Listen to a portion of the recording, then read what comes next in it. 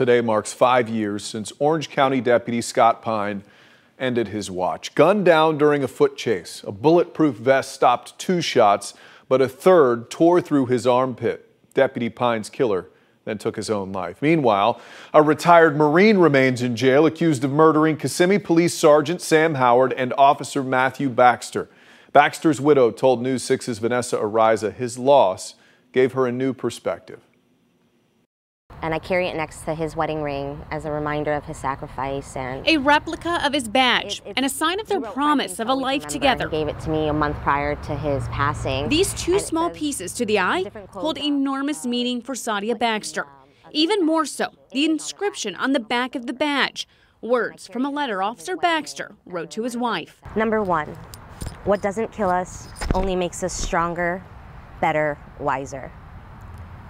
Number 2, God above all else.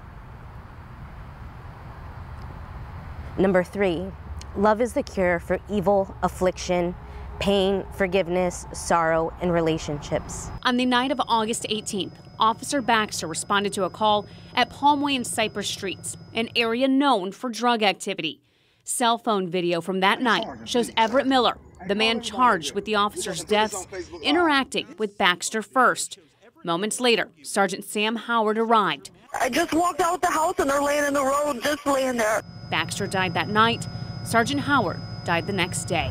Not only did I lose my partner in life, but I lost the father to my daughters. Everett Miller was no stranger to deputies or guns. He's a former Marine who served more than 20 years in the service.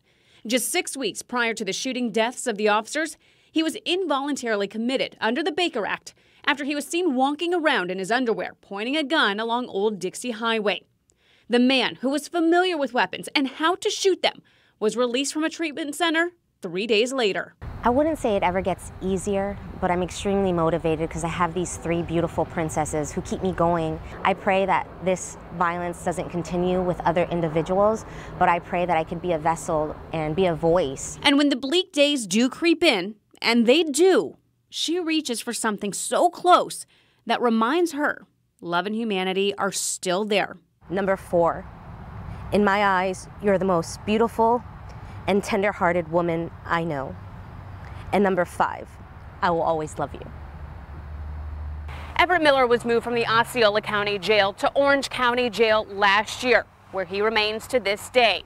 He sits there as his court dates continue to move forward. Vanessa Ariza getting results, News 6.